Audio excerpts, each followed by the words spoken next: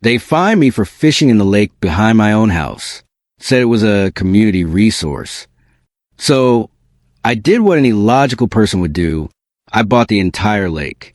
And the next day, everyone in the HOA got a letter saying the lake was now private property. And they were banned. Now they're begging to talk, but I'm done being nice. I moved into the neighborhood for peace. After years of living in the city, all I wanted was some quiet, a backyard view of the lake, and the ability to enjoy the simple things, like fishing at sunrise with a cup of coffee. The property wasn't cheap, but the lake view made it worth every penny. I was told it was a community lake, which didn't bother me. In fact, I liked the idea of it. Families enjoying the water, neighbors talking by the shore, maybe even a few kids learning to fish. It sounded wholesome. But what no one warned me about was how the HOA operated. They weren't just a homeowners association. They were a small group of power-hungry retirees who acted like they ran a government. Every little thing had to go through them. Want to change the color of your mailbox? Submit a request. Plant flowers outside the approved season? Expect a warning. At first, I ignored it. I kept my lawn tidy, didn't park on the street, and stayed out of trouble. But that all changed one Sunday morning. I had just cast my line out into the water. It was a clear morning, birds chirping, no wind. Just one of those perfect moments you wish you could freeze. Then I heard a voice behind me. It was stiff, formal, and laced with passive-aggressive courtesy. One of the HOA board members, clipboard in hand. She didn't say good morning. She just looked at me like I was trespassing. She asked if I had a permit to fish. I laughed, thinking she was joking. I told her it was a lake behind my house, and I wasn't breaking any laws. That was my first mistake. The next day, I got an envelope on my door. Inside was a formal notice from the HOA citing me for unauthorized use of community resources. They fined me $50. I thought it was ridiculous and ignored it. Then came another letter. The fine had doubled because I hadn't paid within 10 days.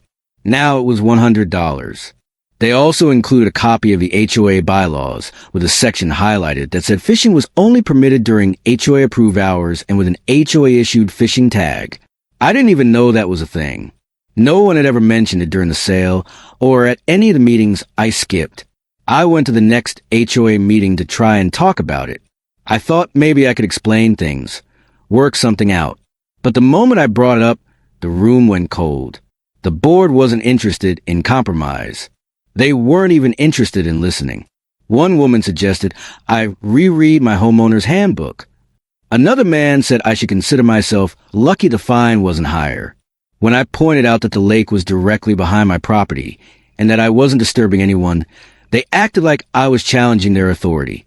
The president of the HOA, a smug guy named Carl who wore polos like they were uniform, told me point blank, "It's a shared resource. You don't own it. You follow the rules just like everyone else." That was the moment I realized it wasn't about fishing. It wasn't about rules. It was about control. I paid the fine just to shut them up, but it didn't stop there. A week later, I got a warning for having a non-approved trash bin.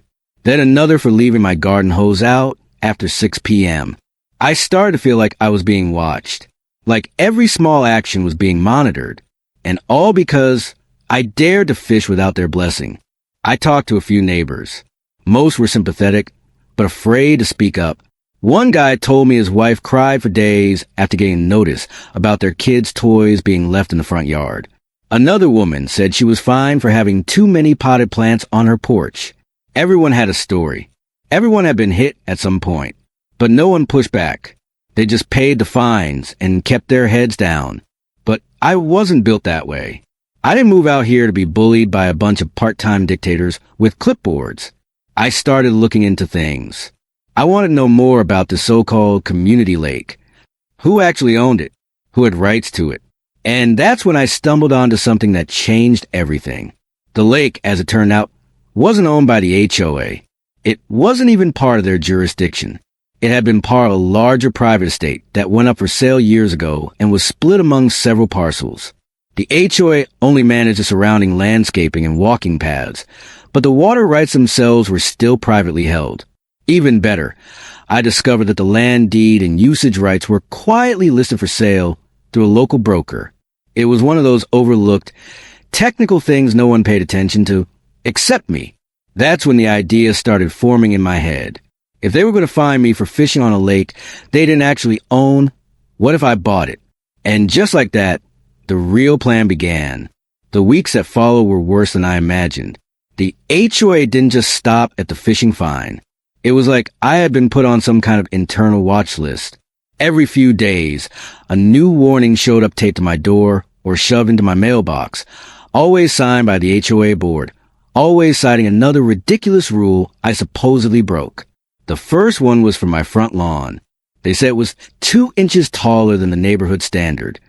I measured it myself. It wasn't, but they sent a photo, time-stamped and everything, and warned that continued non-compliance would lead to escalating fines. Then they came after my mailbox. It was the same one that had been there since I moved in, but suddenly it was not within HOA design guidelines. They wanted it replaced with the officially approved model, which conveniently cost $185 and could only be ordered through a vendor they recommended. The more I complied, the more they found. It was as if they wanted to wear me down, inch by inch. My security camera caught one board member actually walking up to my side yard and peering over the fence with a measuring stick. That's when I knew it wasn't about maintaining neighborhood standards. It was about punishing me. I had challenged them, even if politely, and now I was being made an example of. The neighborhood started to notice. At first, people just whispered. Then some neighbors began avoiding me altogether. I'd wave, and they'd look away. Some crossed the street when walking past my house. It wasn't personal. I could tell they were scared. Scared that if they associated with me, they'd end up in the same crosshairs. One neighbor finally admitted it. He'd been warned by a board member that siding with me or questioning the HOA's decisions would be a breach of community harmony. That's how they operated. Quiet threats masked as polite suggestions. I wasn't the only target, but I was the newest one and the loudest. And they didn't like that. Then came the community enforcement newsletter. It was emailed out monthly, usually just reminders about trash collection and holiday decorations. But this time they added a new section, ongoing violations and pending resolutions. And right there, under a bullet list of anonymous infractions, was a thinly veiled reference to me. Homeowner continues to disrespect lake policy, despite repeated warnings. Further violations may result in legal escalation. That was the final straw. They wanted to publicly shame me. They wanted to isolate me and intimidate me until I gave in, apologized, and played nice like everyone else. What they didn't know was that I was done playing by their rules. I doubled down on my research. I met with a property attorney to understand the legal framework of lake rights and what it would take to become the owner of the land beneath and around the water. The more I learned, the clearer it became.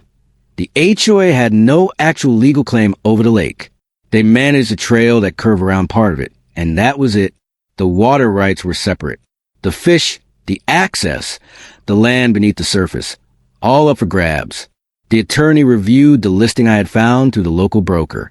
It wasn't even that expensive, considering the size of the lake and the location. Most buyers didn't want to deal with zoning, water rights, or environmental upkeep. That's why it had sat quietly unpurchased for over 2 years. But I did want to deal with it. In fact, I couldn't think of anything better. I didn't tell a soul. Not the neighbors. Not the HOA. Not even a friend who mowed his lawn at the same time as me every Saturday. I just signed the paperwork, paid the fee, and waited while they were sending me fines and calling me a community nuisance. I was buying the very thing they thought they controlled. And the irony? Their own bylaws didn't allow them to purchase or hold title to non-adjacent properties. They had no legal path to stop the sale, no ability to counteroffer. They weren't even watching because they didn't know it was on the market. While I waited for the closing, the HOA kept pressing. One more notice came, this time accusing me of improper use of garden lights. The bulbs were too bright and could be seen from the walking path. I laughed. I took the lights down, just to be petty. But by then, my mind wasn't on lights, mailboxes, or lawn height. My eyes were on the deed. The day I got the confirmation email, I stared at it for a long time. The lake was mine. Every square foot of water, every fish beneath it, every ripple that stretched behind my property and into the shared community space. I had bought the very heart of the neighborhood, and they had no idea. They thought they were teaching me a lesson. What they didn't realize was I had just rewritten the rules of the game, and this time, I was the one holding the clipboard. The purchase went through quietly, just the way I wanted. No announcements, no fanfare, just a simple transaction filed at the county office. A few signatures, a transfer of funds, and suddenly I was the legal owner of the lake that had caused so much unnecessary chaos. I reviewed the documents again and again, almost in disbelief. It included full ownership of the water body, the fish stock, and the small strip of land surrounding the lake's edge, technically classified as buffer property. What made it even sweeter was a clause stating that public access could be restricted by the title holder at any time, provided appropriate signage and boundary markers were installed. I took that as my green light. The first step was posting the signs. I ordered professional grade private property, no trespassing signs, and placed them around the perimeter of the lake, especially with a walking path curved close to the water. I didn't need to block the trail itself. That part was still HOA maintained. But I made it very clear that stepping off the path or entering the water was no longer permitted.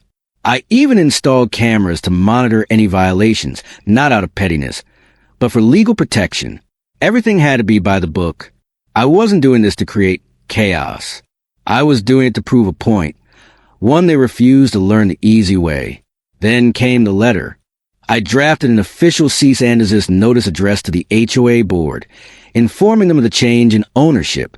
I included a copy of the title deed, a map highlighting the newly defined property boundaries, and a list of prohibited activities. Fishing, boating, swimming, or lake access of any kind was now restricted without written permission. I mailed it, emailed it, and hand-delivered a copy to their office. I left no room for confusion or excuses. A few days later, the response arrived. It wasn't from the board president. It was from their lawyer. The tone was predictably aggressive. They questioned the legitimacy of the purchase, accused me of violating community interests, and demanded that I retract the restrictions. They argued that the lake had always been considered a communal resource, and my decision was hostile to neighborhood harmony. But their threats were hollow. They had no legal grounds. The documents were airtight and the title was clean. Their emotional appeal didn't change the facts. I responded calmly, through my own attorney, restating the legal basis of my ownership and my right to limit access. We included the property survey, recorded deed, and a statement from the county land registrar. My attorney made it clear. Any further interference or unauthorized entry would be considered trespassing, and we would pursue legal action if necessary. That's when the panic started. The HOA scrambled to understand how they had missed this. They had assumed control over everything for so long that it never occurred to them that someone might outmaneuver them. I later learned that a few of the board members were furious with each other for not monitoring land use rights more carefully. Some even questioned why the lake hadn't been purchased by the HOA years ago. The truth was, they had become lazy. They were too focused on enforcing grass length and mailbox colors to notice the biggest asset in the neighborhood slipping through their fingers. Word spread quickly among the residents. Within days, I began receiving emails, notes, and even knocks on the door. Some were polite, asking if I consider allowing fishing for families. Others were angry, accusing me of ruining the neighborhood tradition. One neighbor even claimed that his kids cried when they saw the new signs. I didn't respond to most of them. I knew emotions were high, and anything I said would only fuel the fire. The board called an emergency meeting. I didn't attend, but I heard about it afterward. Apparently, there were heated arguments, and several residents demanded the board do something to fix the situation. But there was nothing they could do. They were powerless for once, and that was the part they couldn't stomach. In retaliation, they tried to make things difficult again. I received another violation notice, this time for a non-conforming structure. They were referring to the small wooden dock that came with the property, but it wasn't on HOA land, and therefore not under their authority. My lawyer sent another response, reaffirming that any attempt to enforce HOA rules on my private land would be considered harassment. That was the last notice I received. Now the lake sat silent.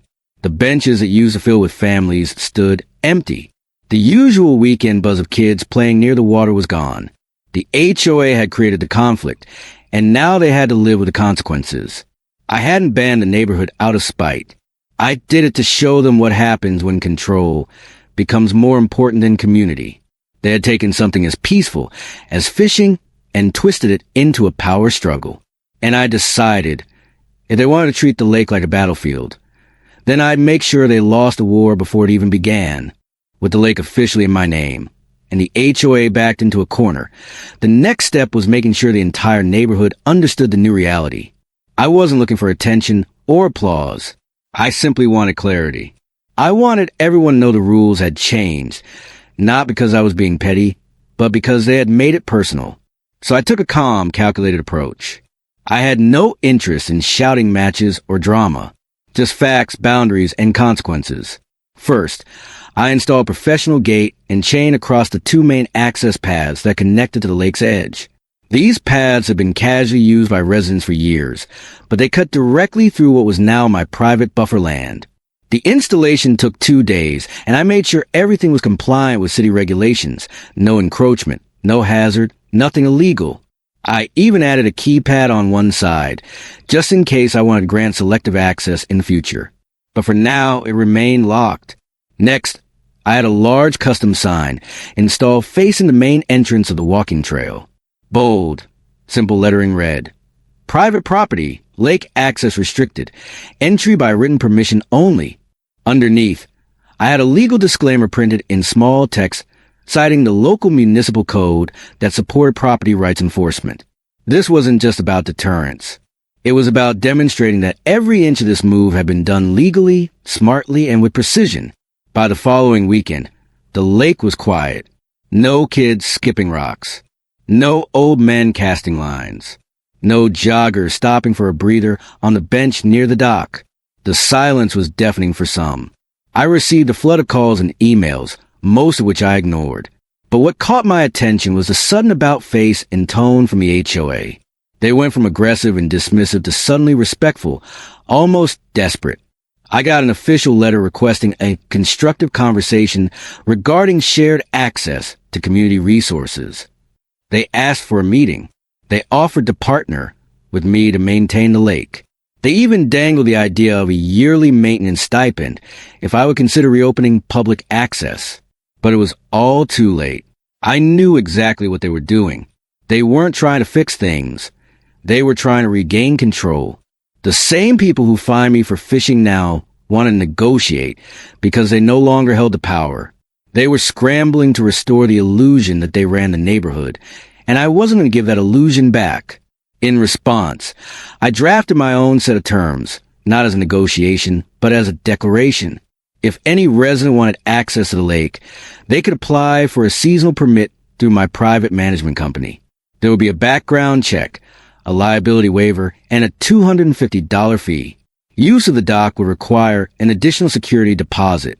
Fishing, boating, and swimming were strictly limited to designated hours. Any violation would result in permanent revocation. The response to this policy was immediate outrage. The HOA called it unneighborly and financially predatory.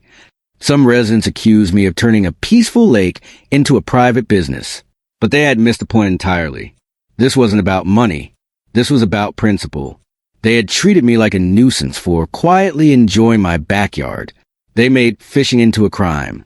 Now they could learn how it felt to be shut out of something they once took for granted. A few families tried to argue that the lake was a neighborhood tradition, that their kids had grown up feeding ducks there or learning to fish with their grandparents. I didn't disagree. I even sympathized. But traditions don't come with ownership rights. The same board that had fined people for garden gnomes and basketball hoops had failed to secure the one asset that actually mattered to the community. They had failed to lead, and now they were facing the consequences. Over the next month, the tone of the neighborhood shifted. People were divided. Some blamed me for ruining things, while others quietly admitted they admired what I had done. One man sent me a note saying, I wish I had the guts to do what you did. They've been pushing people around for years. A woman wrote that she didn't even like fishing, but appreciated someone finally standing up to the board. The silence around the lake became symbolic, not just of lost recreation, but of lost authority. The HOA, for all its noise, had no real plan. They issued one last letter trying to challenge the legitimacy of my permit system, but my attorney shut it down with a 3-sentence reply and an attached property map. They never responded after that. Now, every time I glance out at the lake from my back porch, I don't see water. I see freedom. I see a quiet victory in a war I never wanted, but one they forced me into. I didn't raise my voice. I didn't break a rule. I just played by the book and turned every page they refused to read. The lake was mine now, and not just in paperwork, but in purpose. The backlash began almost immediately after the access gates and signs went up. The lake, once the centerpiece of weekend barbecues and early morning walks, was now still and off limits. The HOA had underestimated just how attached a neighborhood had become to that water. Families who had spent years treating the lake as an extension of their backyards were suddenly told they couldn't step near it. Tempers flared, and the HOA found itself at the center of a storm of its own making. Residents began flooding HOA meetings with complaints. Some demanded to know why the lake was allowed to be sold in the first place. Others accused the board of incompetence. The very people who used to sit silently through community updates were now showing up in droves, furious, confused, and demanding answers. The board had no good explanations. They tried to claim they weren't aware the lake was ever for sale. That only made things worse. The community newsletter, once a dull list of landscaping schedules and parking reminders, was now a battleground of passive-aggressive updates. One issue included a veiled statement. Due to circumstances outside of our control, lake access will remain restricted until further notice. We're exploring all legal avenues. That line backfired badly. People weren't looking for legal battles. They were looking for someone to take responsibility. The more the board tried to control the narrative, the more it unraveled. A few homeowners started digging into public records and realized the HOA had known for years that the lake was technically unowned by the association. In fact, there had been a brief window, nearly 3 years prior, when the HOA had the option to buy it at a reduced rate, but failed to act. That discovery broke whatever fragile trust was left. Suddenly, the same people who once nodded in agreement when the HOA enforced silly lawn rules were now questioning everything. What else had the board missed? How many other oversights were buried in their monthly reports? Some started pushing for a full audit. Others called for new elections. The HOA was no longer an authority. It was a problem in need of fixing. Meanwhile, the board tried every angle to pressure me. They offered to lease the lake for a small annual fee, promising shared maintenance and restoration of community unity. They proposed fishing hours, restricted access, even joint events if I agreed to let the neighborhood back in. Every offer came with flowery language about rebuilding trust and setting a new tone. But I knew what it really was: damage control. I rejected every proposal. It wasn't about money or compromise anymore. It was about respect. The same board that had targeted me over a harmless hobby now wanted cooperation after their authority slipped through their fingers. They weren't looking to make peace. They were looking to save face. Their last desperate move came in the form of a community petition. A group of residents, encouraged by the board, circulated a document requesting that I consider the needs of the broader community and restore access for recreational use. Dozens of people signed it, some because they genuinely miss the lake, others out of pressure or frustration. I received a copy in my mailbox with a sticky note asking for a neighborly solution. I didn't respond. The truth was, I understood their disappointment, but I also remembered how silent most of them were when I was being fined and harassed. When I went to that HOA meeting asking to fish peacefully, not one person stood up for me. They had chosen the comfort of compliance over fairness. Now they were learning how fragile that comfort really was. In private, a few residents began reaching out, not to argue, but to apologize. One man admitted he regretted not speaking up sooner. A woman who lived 2 houses down thanked me for exposing how the HOA really operated. She told me she always felt afraid to challenge them, even when she didn't agree with their decisions. I listened, and I appreciated their honesty. But my mind was made up. The HOA had created a culture of fear disguised as order. They had used rules not to protect property values, but to assert power. And the lake had simply become the stage where that power was tested and lost. Now, as summer approached and the neighborhood kids had nowhere to swim or fish, the consequences of that culture became impossible to ignore. The meltdown was complete. Board members started resigning one by one. The HOA president, once so confident, quietly stepped down citing health reasons. Special elections were announced. Residents demanded transparency, and for the first time, real reform seemed possible. But it had come at a cost. The community had been divided. Lines had been drawn. Trust had been shattered. And in the middle of it all was a silent lake, reflecting the truth no one wanted to admit. The HOA had lost control not because someone broke the rules, but because someone understood them better and used them to fight back. As the weeks dragged on, the atmosphere in the neighborhood shifted from anger to embarrassment.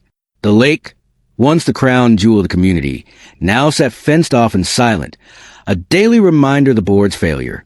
People who once proudly mentioned their lakefront views were now hanging their heads, dodging conversations about what had happened. The very presence of the lake became a sore subject. No one wanted to talk about it, but no one could ignore it either. The HOA, now fractured and under fire, struggled to maintain even basic operations. With several board members having resigned and replacements hesitant to step up, they could barely keep up with trash complaints, lawn disputes, or streetlight issues. What used to be a rigid, rule-heavy governing body was now disorganized, toothless, and rapidly losing credibility. Their email updates became shorter, less formal, and full of vague promises about restoring community cohesion. But nobody was by it anymore.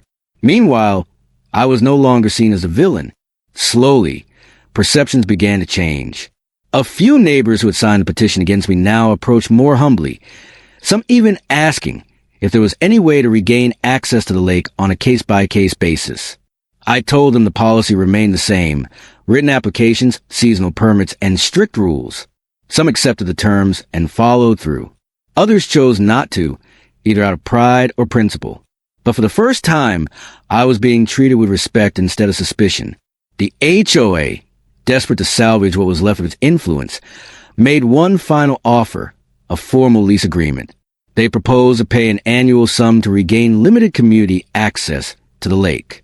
The deal included early morning fishing hours, designated swimming zones, and bi-weekly maintenance by their contracted groundskeepers. They even agreed to let me oversee all scheduling and usage permissions. It was, on paper, a decent proposal. But I turned it down without hesitation. The reason was simple. I had no interest in letting the same people who once abused their authority crawl back into a position of control. I didn't trust them. They hadn't changed. They had simply been cornered. Their willingness to cooperate now wasn't rooted in humility. It was rooted in defeat. If I gave them access today, I knew it would only be a matter of time before they tried to pull the reins again. My decision caused an uproar in one of their last meetings. According to a neighbor who still attended, the new interim president tried to defend my rejection by admitting that the board had handled things poorly from the start. That admission sparked outrage among the remaining hardliners who still refused to accept responsibility. The meeting reportedly ended in shouting, and 2 more members resigned the following week. More residents began reaching out to me individually. Some offered to volunteer for lake cleanup in exchange for fishing access. Others asked if their kids could use the small dock under supervision. I allowed a handful of families to apply for private permits under clear guidelines. Those who followed the rules were welcome. Those who didn't were removed without argument. It was a simple system, fair, consistent, and free from the politics of HOA nonsense. The neighborhood itself began to feel different. The fear that once defined it had loosened its grip. People were talking more freely, questioning decisions they used to accept without a second thought. New voices emerged during elections. Younger families pushed for fewer restrictions and more transparency.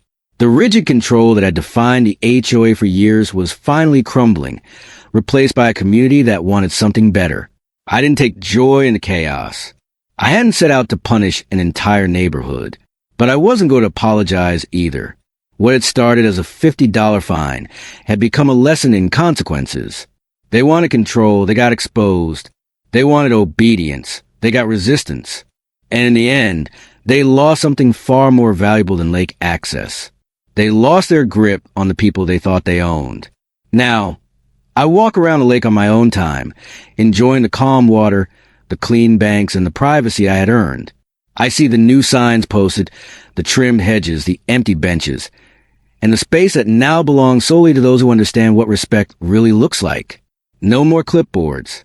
No more warnings taped to doors. Just peace and boundaries no one dares cross again. The HOA had once claimed they were preserving harmony, but it wasn't harmony they wanted. It was submission, and when they couldn't get it, they unraveled. This wasn't just about fishing. This was about standing up when no one else would, about showing that even the most iron-fisted rules can be broken, not with force, but with knowledge, patience, and strategy. The lake wasn't just mine now in name. It had become a symbol. And the message was clear. Don't ever mistake silence for weakness. Months passed, and the neighborhood settled into a new rhythm. The lake, once a shared playground under the watchful eyes of the HOA, now stood as a quiet monument to personal boundaries and hard-earned respect. The families who truly valued it followed the rules I had put in place, applied for permits, and used the space responsibly. The chaos, the boardroom shouting, and the community-wide resentment slowly faded into the background. What remained was a strange kind of peace. Not the artificial peace enforced by citations and compliance letters, but a genuine calm. People were more polite to each other now. Conversations felt less guarded. Neighbors, once pitted against each other by a small group of power-hungry enforcers, began to rediscover the idea of community. A few even started attending HOA meetings again, not to complain, but to vote for change. Real change. The board, once untouchable, now operated under heavy scrutiny. Every decision was questioned. Every expenditure was debated. Residents demanded transparency, and for the first time, they were getting it. New members were elected. People with no interest in power plays or petty rules. They prioritized things that actually mattered: safety, road maintenance, fair dispute resolution. The obsession with regulating personal choices disappeared. The culture that had once choked the neighborhood had begun to loosen its grip. Meanwhile, I lived my life. No more warnings. No more visits from clipboard-holding strangers. My property was my own again. My weekends were spent fishing in silence or watching the sunset over the still water, knowing that everything I went through had led to this. It wasn't revenge. It was resolution. Occasionally, I'd see families walking the trail near the lake, stopping at the edge where the signs were posted. Some would pause, glance across the water, and walk away. Others would pull out their phones and scan the QR code I added to the sign, which linked to the permit application page. A few applied. A few didn't. The decision was theirs, just like the lake was mine. There were no more desperate letters from the HOA. No more legal threats. The last attempt to challenge a property boundary had been dropped quietly after my attorney submitted evidence, showing how the HOA's previous board had ignored the original sale offer. Their case collapsed before it even made it into formal arbitration. The embarrassment of that failure was enough to silence even the most stubborn holdouts. The neighborhood gradually learned to adapt. Holiday events were moved to the park. Fishing tournaments were canceled. Some families began planning trips to public lakes a few miles away. And while there was still frustration among a handful of residents, most people accepted that the lake was no longer a communal asset. It had become a private, well-managed space, accessible, but no longer taken for granted. The best part was seeing the shift in attitude. People started talking about property rights, questioning old HOA policies, and advocating for fairness. They weren't afraid anymore. What had once been a culture of quiet obedience had evolved into a neighborhood of informed homeowners. The kind of place where you didn't have to worry about being fined for leaving your trash bin out 10 minutes late. For some, the memory of how it all unfolded would always sting. But for others, it became a lesson, A reminder that rules without reason eventually collapse under their own weight, and that no amount of paper fines or HOA authority can stand in the way of someone who knows how to read a deed and challenge a system built on fear. Looking back, I didn't win just by buying the lake. I won because I refused to be bullied. I refused to be another passive resident scared to push back. I read the fine print. I followed the law. I beat them at their own game, and did it without breaking a single rule. The neighborhood wasn't perfect, but it was better. And if the lake's silence reminded people what had happened, that was fine with me. Sometimes, silence speaks louder than words. The story didn't end with a dramatic showdown or a final confrontation. It ended with peace. A different kind of peace. One built on respect, boundaries, and the understanding that sometimes the quietest victories leave the deepest mark. They fine me for fishing. They call me a problem. But in the end, I wasn't the problem. I was a correction. And that's how one man turned a petty $50 fishing fine into a lesson the entire neighborhood will never forget. When power is abused, silence isn't weakness. It's strategy. And sometimes, the best revenge is ownership. If you enjoyed this story and want more real-life inspired tales of justice, power plays, and epic comebacks, don't forget to subscribe, and turn on notifications. Your support helps us keep sharing stories that hit where it matters most. Thanks for watching, and remember, always read the fine print.